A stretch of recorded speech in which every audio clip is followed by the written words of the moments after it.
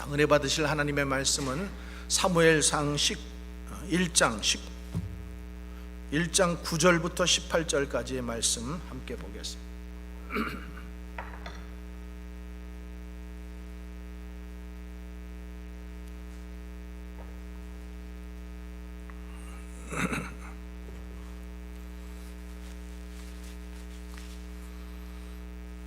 자, 사무엘상 1장 9절부터 18절까지의 말씀입니다.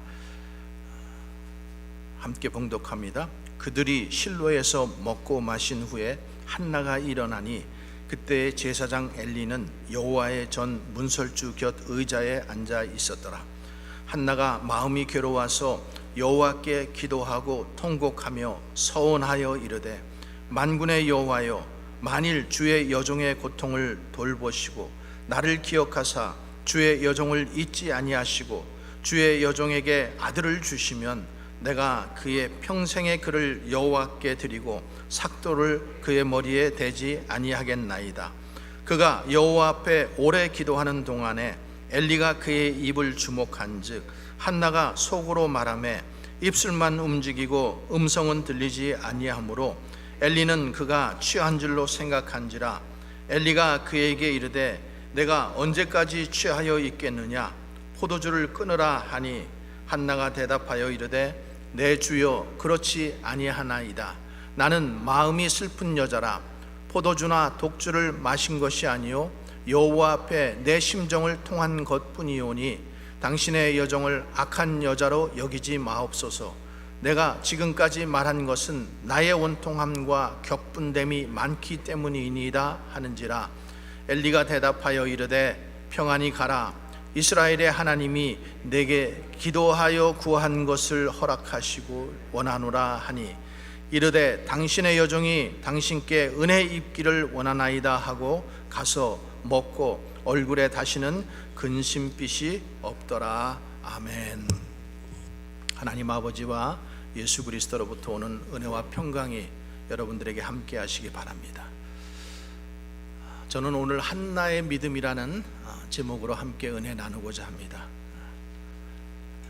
사무엘상, 오늘 우리가 사무엘상을 읽었는데, 사무엘상은 이스라엘 역사에 있어서 하나의 획기적인 전환점을 이루고 있는 그런 이야기를 다루고 있어요. 그래서 사사시대를 마감하고 이제 왕정시대를 여는 그런 아주 중요한 시기에 이 사무엘상이 지금 그 자리에 있는 것입니다.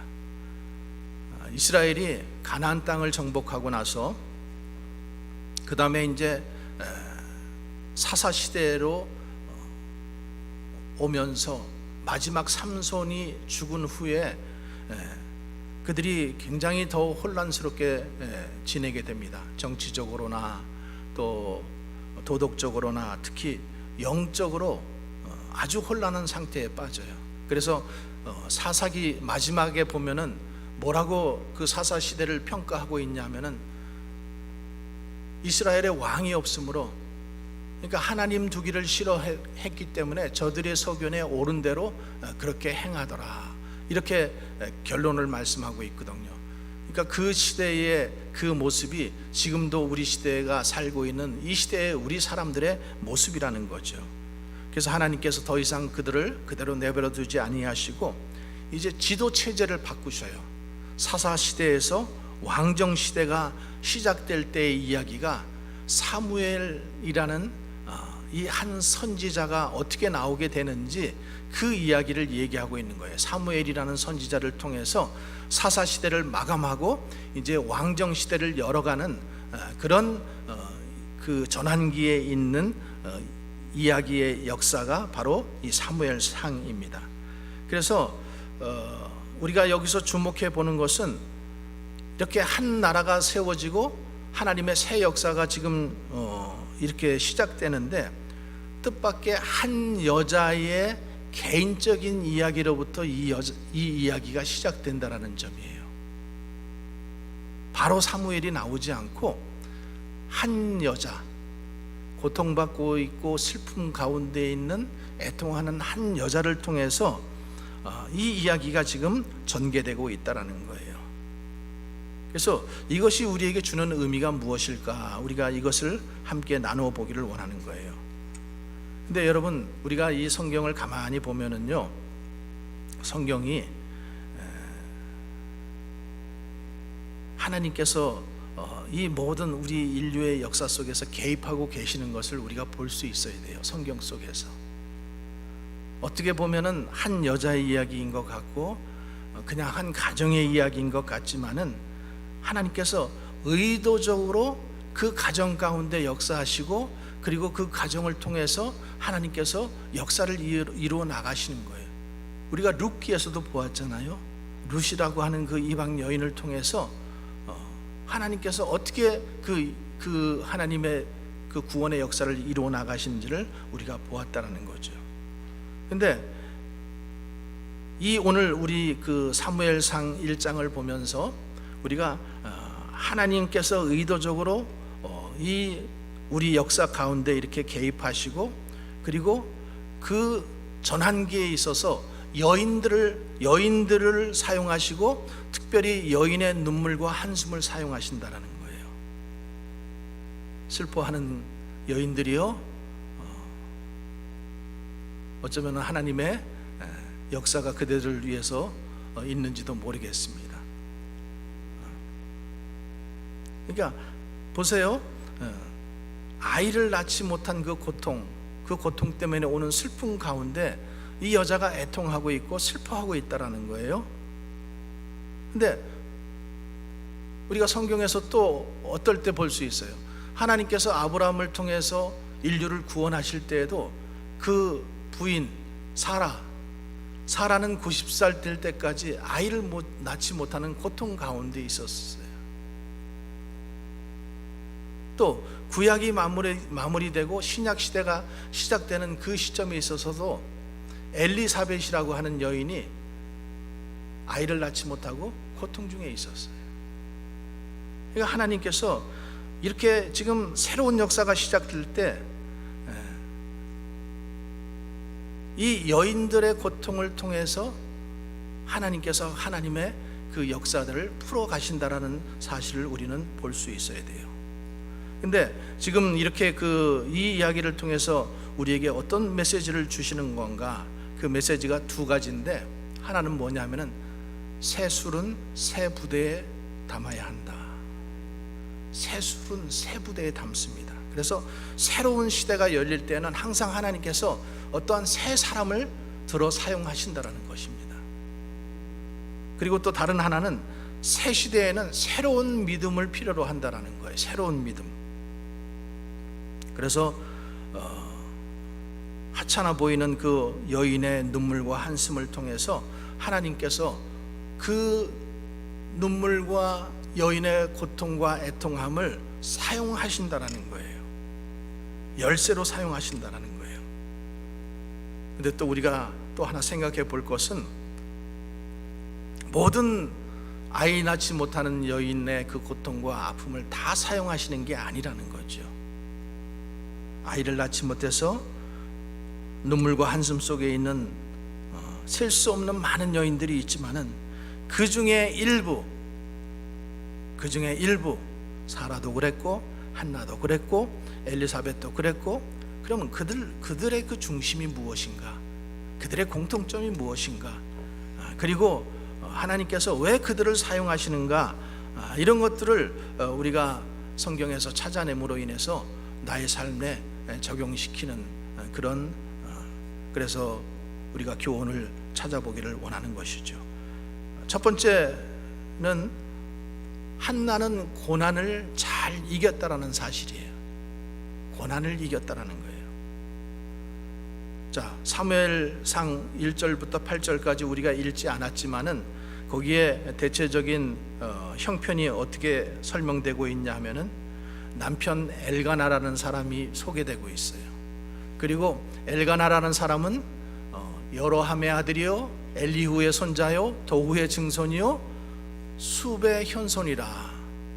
이렇게 지금 4대 조를 얘기하고 있다는 것은 뭘 얘기하는 거예요? 아, 이 집안이 뼈대가 있는 집안이구나, 믿음의 가문이구나, 이걸 지금 얘기하는 거죠. 그래서 또 여기에 보면은 에브라임, 산지, 라마다임이라는 곳이 나오는데, 이 에브라임이라는 곳은 부유한 지역이에요. 그러니까 이 한나는 부유한 집안에 뼈대 있는 가문에서 살고 있었다라는 것을 우리가 1절 말씀에서 또 2절 말씀에서 우리가 볼 수가 있죠. 자, 그리고 이제 남편과의 관계를 얘기하고 있어요. 그에게 두 아내가 있으니 한 사람의 이름은 한나요, 한 사람의 이름은 분인나라. 두 아내가 있다라고 이렇게 얘기하고 있고, 특별히 5절과 8절에 보면은 한나에게는 갑조를 주니 이는 그를 사랑합니다. 그러나 여호와께서 그에게 임신하지 못하게 하시라. 또 8절에 보면은 그 남편 엘가나가 그에게 이르되 한나여 어찌하여 울며 어찌하여 먹지 아니하며 어찌하여 그대의 마음이 슬프냐, 내가 그대에게 10 아들보다 낫지 아니하냐. 그래서 이 한나는 남편의 사랑도 참 많이 받고 있는 그런 여인이라는 것을 우리가 알 수가 있어요. 그런데 이 여인이 왜 슬퍼요? 6절에 보면은 임신하지 못함으로 아이를 낳지 못했기 때문에 그가 슬픈 거예요. 그것만 해도 슬픈데 또 다른 부인이 하나 있다 그랬잖아요. 다른 아내가 하나 있는데 분인나라는 원래는 몸종이에요. 근데 임신을 하고 나니까 이 몸종이 상전보다 더 높은 위치에 있게 돼버리는 거예요. 그러니까 상전을 무시해버리죠. 그러니까 잠언 말씀에도 보면은 몸종이 상전이 되면은 이런 일들이 일어난다라고 이렇게 되어 있어요. 그래서 그 멸시를 당하니까 마음이 고통스러운 거예요. 그래서 7절에 보면은 특별히 매년 한나가 여호와의 집에 올라갈 때 남편이 그같이 하매 분인나가 그를 격분시킴으로 그가 울고 먹지 아니하였다. 정말로 더 식음을 전폐할 정도로 마음이 힘들었다라는 것을 우리가 알 수 있습니다. 그런데 아이를 낳지 못하는 것 때문에, 그리고 그 다른 아내가 격분시킴으로 그가 참 마음이 남편의 사랑을 받고 있으면서도 아이를 낳지 못하는 그 아픔 때문에 굉장히 슬퍼하고 고통스러워하고 있다는 거예요. 그러면 우리가 여기서 한나가 이렇게 고난이 왔을 때에 어떻게 지금 태도를 취하고 있는가를 우리가 주목해 볼 필요가 있겠죠. 한나가 이렇게 고난이 왔을 때 불평하거나 원망하지 않는다라는 거예요. 불평하거나 원망하지 않아요. 사람들은 고난이 찾아오면은 그 원인을 다른 데서 찾으려고 해요. 밖에서 찾으려고 하고, 다른 사람에게서 찾으려고 하고, 그래서 끊임없이 불평하고 원망합니다. 광야에서 이스라엘 백성들이 그랬고, 저들이 마실 물이 없다라고 불평하고 원망했고, 또 적들이 공격해 온다고, 또 고기를 먹지 못한다고 원망하고 불평했어요. 하나님이 지금 그 길을 인도하고 계시는데도 불구하고 모세 때문에 그렇다라고 불평하고 하나님 때문에 그렇다라고 원망하고 불평했어요. 여러분, 원망과 불평은 고난 해결에 아무런 도움이 되지 않습니다. 오히려 더 고통스러운 거예요. 그리고 한나는 그 고통의 현장을 도망치려고 하지 않았어요. 많은 사람들은 고난이 찾아오면 그 고통을 잊으려고 몸부림쳐 봐요. 그래서 술의 힘을 빌려보려고 하고, 또 마약이나 사람의 위로를 통해서 그 고통을 덜어보려고 합니다. 심지어 어떤 사람들은 고통이 너무 힘드니까 자살을 통해서 그 고통을 해방해 보려고 해요. 그러나 이렇게 해도 고통은 떠나지 않습니다. 문제 해결되지 않아요. 그때 한나는 그 고통을 몸으로 겪었다라는 거예요. 그 고통을 가슴에 안고 하나님께 나갔다라는 사실입니다. 하나님 앞에 그 고통을 참고 견뎠어요. 그래서 여기서 우리가 주목해 볼 말씀이 5절의 말씀에 있습니다. 5절의 말씀에 여호와께서 그로 임신하지 못하게 하시니, 그러니까 하나님께서 한나로 하여금 아이를 못 나게 하신 거예요. 자, 그러면은 하나님께서 한나에게 아이를 못 낳게 하신다라는 것은 그 고통을 누가 주신 거예요? 하나님께서 주신 것이죠. 그래서 하나님께서 지금 이 한나를 통해서 새 시대를 만난 사람으로 새롭게 빚고 계신다라는 것을 말씀하는 거죠. 곤충학자인 찰스 코우만이라는 박사가 있었어요. 이 사람은 나비를 연구하는 그런 곤충학자인데, 애벌레에서 이렇게 그 고치가 만들어지잖아요. 누에 고치 같은 고치. 그래서 그 고치 속에 있다가 그가 이제 그 고치를 뚫고 나가서 이제 나비가 되는데, 이제 하루는 이렇게 그 고치를 연구하다가 이제 그 안에서 그 조그만 고치 안에서 나오려고 막 나비가 안간히 힘을 쓰는 거예요. 그래서 가위로 그 고치 입구를 조금 잘라줬어요. 이렇게 나오기 좀 편하게.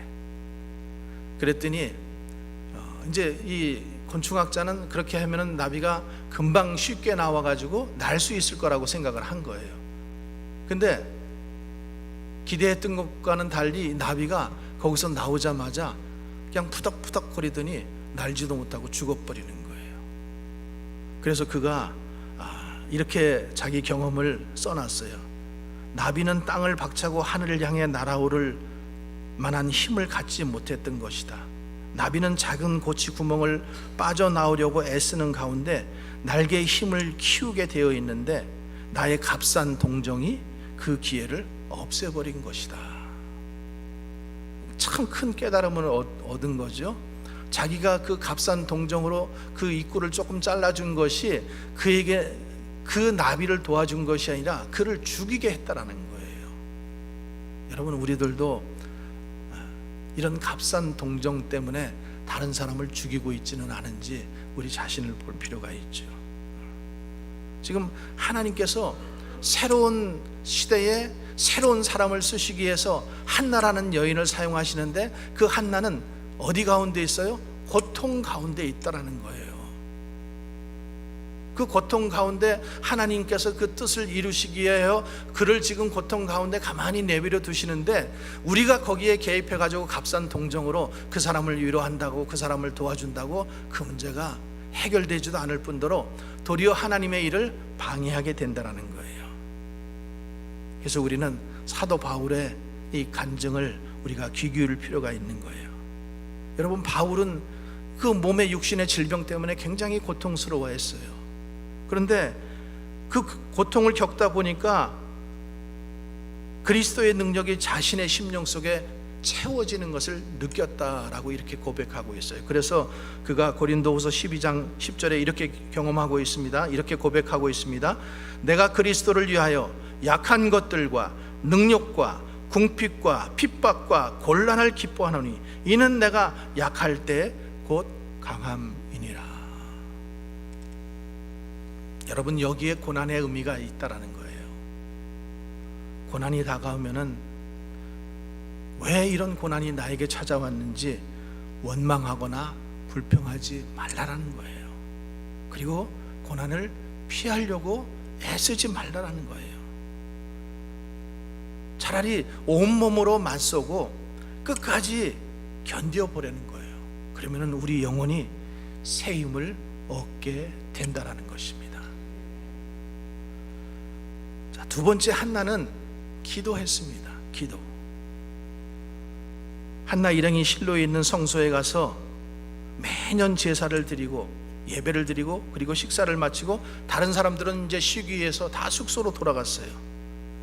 근데 한나는 홀로 성전에서 기도했습니다. 하나님 앞에 엎드렸어요. 그래서 시편 37편 말씀처럼 행악자를 인하여 불평하지 말며 불의를 행하는 자를 투기하지 말지어다. 얼마나 그 분인나 때문에 마음이 아팠고 힘들고 화가 나고 그리고 그것을 하나님 앞에 토로할 수밖에 없었을 거예요. 근데 하나님께서 말씀하지, 행악자 때문에 불평하지 말라, 불의를 행하는 자들 때문에 투기하지 말라라는 거죠. 너의 길을 여호와께 맡기라. 그러면은 그를 의지하면 그가 이루시리라. 하나님을 의지하며 나아가면은 하나님께서 그 고통 가운데서 피할 길을 우리에게 주신다라는 거죠. 여러분, 우리가 이렇게 기도하는 법을 배워야 돼요. 우리는 이렇게 기도해야 될 줄로 믿습니다. 현재 환경이 아무리 어렵고 또 주님 알지 못하는 고통이 나한테 엄습해 왔더라도 이 모든 것들이 나로 인해서 온 것이 아니라 하나님께서 나를 연단시키고 단련시키기 위해서 주시는 것이라고 여러분 믿으시기를 바랍니다. 그래야 우리가 기도의 자리로 나가서 하나님 앞에 아랠 수가 있는 것입니다. 그래서 한나가 기도했어요. 여러분, 기도하면은 이야기가 바뀝니다. 역사가 바뀌는 거예요. 한나가 고통 가운데 있어서 주님 앞에 기도했더니 그 고통이 변해서 어떻게 됐어요? 기쁨으로 변하는 거예요. 문제가 변해서 축복이 되는 거예요. 그 전환점에 뭐가 있다라는 거예요? 기도가 있다라는 거예요. 기도. 그래서 기도가 능력입니다. 믿으십니까? 힘들다고 고통스럽다고 울고만 앉아 있었으면은, 소리만 지르고 있었으면은 아마 그 고통은 계속 그 자리에 머물렀을 것입니다. 그런데 고통 가운데 한나가 입을 열고 하나님 앞에 나가서 기도하니까 상황이 달라지는 거예요. 그래서 기도가 능력이에요. 요한복음 16장 23절 24절에 보면은 내가 진실로 진실로 너희에게 이르노니 너희가 무엇이든지 아버지께 구하는 것은 내 이름으로 주시리라.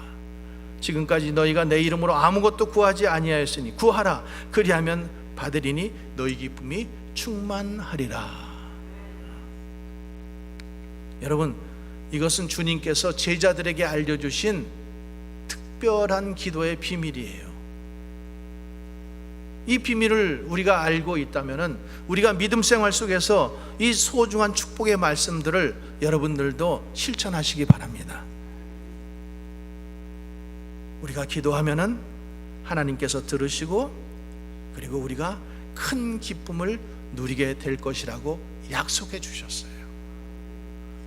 제자들에게만 약속한 것이 아니라 하나님을 믿는 모든 우리들에게도 동일하게 약속해 주신 것입니다. 그래서 한나가 이 비밀을 알고 있었어요. 저와 여러분도 이 비밀을 알기를 원합니다. 그리고 이 비밀을 소중하게 간직하기를 원합니다. 늘 기도하면서 하나님이 주시는 큰 기쁨을 누릴 수 있는 복된 성도님들이 되시기를 주님의 이름으로 다시 한번 축원합니다. 그래서 한나가 기도했어요. 통곡하며 여호와께 기도했어요. 그러니까 오랫동안 기도하다 보면은 힘들어요. 힘들고 지치게 되어 있어요. 그러니까 지치니까 침묵으로 기도했습니다. 그런데 이것을 지켜보고 있던 엘리 제사장이 오해를 했습니다. 포도주를 끊어라. 지금 술 취해서 저리는 줄 알고 포도주를 끊으라고 얘기했죠. 한나가 지금 당시 이 기도하던 기도의 모습은 당시 사람들이 기도하던 기도의 모습과는 좀 다른 형태입니다. 그러니까 그 당시에는 어떻게 기도했냐면은 제사장의 인도하에 기도를 했어요. 그리고 곡조에 맞춰서 기도를 해야 했어요. 그런데 지금 한나는 직접 성소에 나가서 자기의 마음을 하나님 앞에 쏟아놓은 거예요. 오랜 시간 기도를 드렸어요. 그래가지고 이제 기도하다가 지치고 그래서 입술 안에서 맴도는 그 기도를 드리고 있는데 그 기도를 당시 제사장이던 엘리가 보고 술 취한 줄 알고 비난했던 거예요. 여러분, 초대교회 때도 마찬가지 아닙니까? 사도행전에 보면은요, 저들이 방언으로 기도를 합니다. 근데 방언으로 기도를 하니까 사람들이 뭐라 그래요? 저들이 술 취했다, 이렇게 조롱을 합니다. 그러니까 그들이 생각하는 그 기도는 조용히 기도하는 것, 또 그 바리새인들이 기도하는 것처럼 기도문을 외우는 것, 또 곡절을 따라 기도하는 것, 이런 것밖에 지금 하지 않고 있기 때문에 저들이 지금 그 눈물을 흘리면서 그 통성으로 기도하고 방언으로 기도하는 것을 저들은 이상한 소리라고 들었고, 그리고 그것이 술 취한 소리라고 듣게 된 거예요. 여러분, 기도는 그래서 마음이 참 중요해요. 마음이 중요해요. 형식도 필요하지만은 형식에 얽매여서 기도의 마음이 위축돼 버리면 안 돼요. 우리는 기도를 하나님께 드리는 기도예요. 사람에게 드리려고 기도하는 것이 아닙니다. 사람들을 의식하기 때문에 그 기도의 마음이 흔들려서는 안 되겠습니다. 믿음이 담긴 기도, 그리고 우리의 진실이 담긴 기도, 그 마음으로 기도하는 것이 중요합니다. 세 번째로는 한나는 하나님 앞에 서원한 것을 꼭 지켰어요. 하나님께서 한나의 기도를 들어주셨어요. 그리고 기도를 마치고 라마의 집으로 돌아갔어요. 그랬더니 엘가나와 한나 사이에 아이가 생깁니다. 19절의 말씀에 보면은 그들이 아침에 일찍 일어나 여호와 앞에 경배하고 돌아가 라마의 자기 집에 이르니라. 엘가나가 그의 아내 한나와 동침함에 여호와께서 그를 생각하신지라. 여기 그를 생각하신지라, 이 말씀이 중요해요. 지금까지 부부가 살았어요. 오랫동안 살았어요. 근데도 아기는 생기지 않았어요. 그런데 하나님께서 그를 생각하시니까 그 가정에 아이가 생긴 것입니다. 여호와께서 그 기도를, 한나의 기도를 들어주셨기 때문입니다. 여러분, 하나님은 우리의 기도를 들으십니다. 믿으십니까? 그리고 하나님은 늘 생각하셔요. 그 기도를 생각하시고 기도하는 사람을 생각하시는 거예요. 그리고 하나님께서 하나님의 때에, 가장 좋은 때에 하나님께서 그 기도를 응답하시는 것입니다. 그래서 여기에 기도의 위대함이 있는 거예요. 하나님께서 기도하는 여러분을 생각하시는지를 꼭 믿으시기 바랍니다. 우리가 기도드리는 것, 기도드리는 사람, 기도드리는 내용, 하나님께서 다 들으시고 가장 적당한 때, 하나님의 때에 응답하신다라는 사실을 꼭 믿으시기 바랍니다. 자, 한나가 아이의 이름을 뭐라고 지었어요? 사무엘이라고 지었습니다. 자, 10절 말씀, 한나가 그 이름의 뜻을 내가 여호와께 그를 구하였다 함이니라, 이렇게 말씀했어요. 그러니까 한나가 이 사무엘이라는 이름을 지어놓고 사무엘을 부를 때마다 뭘 생각했어요? 아, 사무엘은 내가 기도해서 하나님께 응답받은 아이, 기도로 응답받아 낳은 아이, 이렇게 생각한 거예요.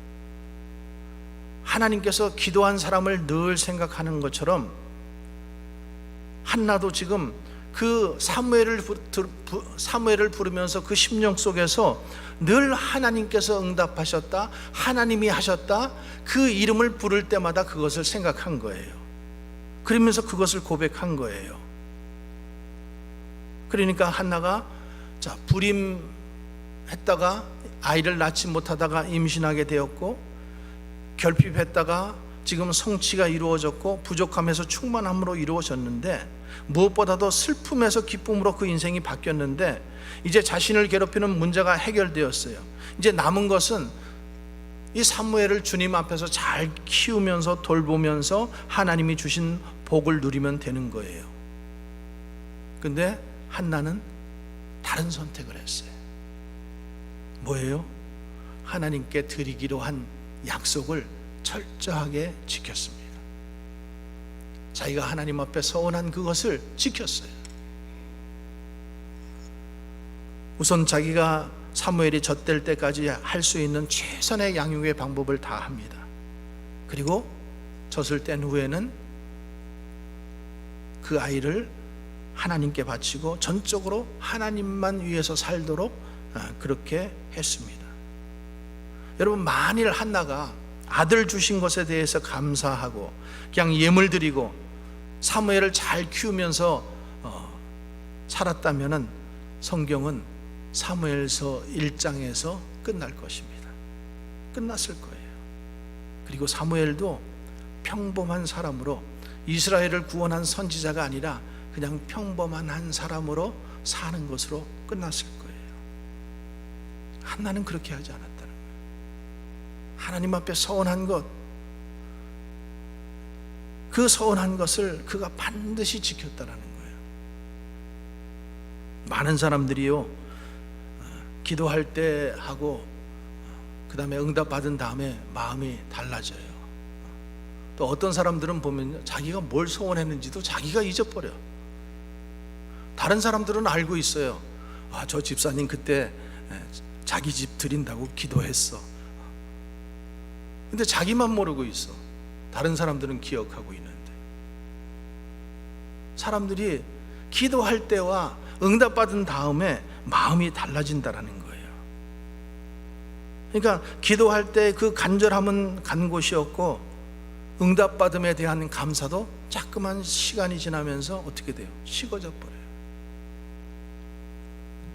그러니까 기도 응답도, 그 다음에는 그 고백도 점점점 희미해지는 거예요. 그래서 어떻게 하다 보니까 됐겠지. 하나님이 고치셨는데, 하나님이 응답하셨는데 어떻게 하다 보니까 됐겠지. 그런 일이 일어날 수도 있지. 여러분, 그런 우리의 인간의 무지의 상태가 그렇게 가버리는 거예요. 근데 한나는 달랐다라는 거예요. 한나는 하나님 앞에 자기가 약속한 그 약속을 철저히 지켰어요. 여러분, 우리가 이런 점을 배워야 돼요. 한나의 믿음에서 우리가 뭘 봐야 돼요? 이런 것을 보아야 돼요. 그래서 그러므로 나도 그를 여호와께 드리되 그의 평생을 여호와께 드리리이다 하고 그가 거기서 여호와께 경배하였더라. 28절의 말씀입니다. 그러니까 하나님께서 놀라운 기도 응답을 주시고 또 선물을 주시고 성취의 기쁨을 누리게 하셨기 때문에 내가 가장 좋은 것으로, 최선, 내가 가장 아끼는 것으로 하나님께 드리겠다라는 그 마음으로 지금 사무엘을 드린 거예요. 여러분, 분명히 결핍에서 체험이 되었어요. 불임에서 임신이 되었어요. 부족함에서 지금 충만함을 받았어요. 우리가 충만함을 받고 그냥 살아갈 수도 있어요. 감사하면서 하나님 앞에 그냥 감사하면서 살아갈 수도 있어요. 그런데 지금 한나는 그 채움에서 다시 상실로, 그리고 그 결핍으로 다시 내려가겠다라는 거예요. 그 자리까지 가겠다라는 거예요. 다시 나는 그 삶을 살겠다라고 하나님 앞에 결단을 하니까 하나님께서, 자, 28절의 말씀 한번 다시 한번 보세요. 그러므로 나도 그를 여호와께 드리되, 나도 그를 여호와께 드리고 그의 평생을 여호와께 드리리이다 하고 그가 거기서 여호와께 경배하였더라. 여러분, 우리는 많은 부분에 있어서 문제만 해결받기 위해서 하나님을 믿는 적이 많습니다. 내가 부족한 부분을 또 해결 안 되는 부분을 충족받기 위해서 우리는 하나님께 기도하고 하나님을 믿을 때가 많아요. 여러분, 한나의 신앙을 한번 보시기 바랍니다. 얼마나 멋져요. 한나는 눈에 보이지 않는 영원한 것을 사모했고, 하나님이 주신 그 물질 축복 아들보다 하나님을 더 구했어요. 하나님을 주신 분, 그분을 구한 거예요. 그러니까 하나님께서 그 마음의 중심을 보셨기 때문에 한나에게 세 아들과 두 딸을 선물로 더 주셨던 것입니다. 여러분, 기도하면은 원하는 것을 얻을 수 있는 믿음도 귀한 믿음입니다. 그런 믿음을 갖는 것도 귀해요. 그런데 더 중요한 것은 내가 기도할 대상, 하나님이 계시다라는 것, 그리고 하나님께서 그 모든 것을 나에게 허락하신다라는 그 믿음을 가지고 여러분 살아가시기를 바랍니다. 조건적인 믿음은 진정한 믿음이 아니에요. 내가 이렇게 하면은 하나님께서 뭘 해주시겠지, 내가 착하게 살면은 하나님께서 좋은 것을 주시겠지, 이렇게 조건을 붙은 순간 그것은 믿음이 아니라 거래라는 사실을 여러분 기억하시기 바랍니다. 여러분 하나님과 거래하시겠습니까? 아니면 하나님을 온전히 신뢰하고 믿으시겠습니까?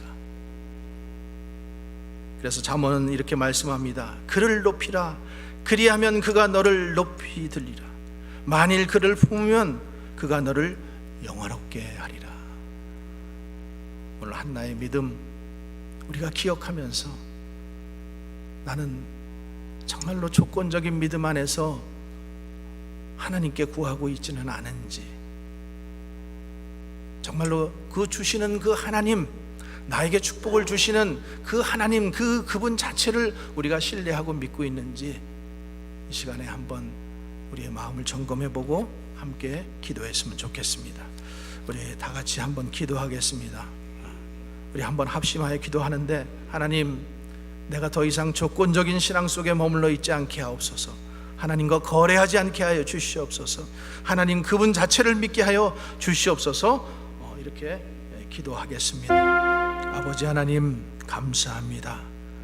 오늘 한나의 믿음을 통해서 우리에게도 도전의 말씀을 주시고, 주님, 고난이 올 때도 우리가 기도할 수 있는 힘을 주시고, 눈을 들어 하나님을 바라보게 하시고, 주님, 우리에게 축복과 응답을 주시는 그분의 손만 바라보는 것이 아니라 그분 자체를, 그분이 계심을 우리가 인정하고 그분을 믿는 우리의 신앙이 되게 하여 주시옵소서. 거래하지 않게 하시고, 조건적인 믿음 갖지 않게 하시고, 정말로 신실하신 하나님을 믿는 그 믿음 앞으로 저희들이 나아가게 하여 주시옵소서. 은혜를 주신 주님의 은혜와 사랑을 감사하며 예수님 이름으로 기도하옵나이다. 아멘.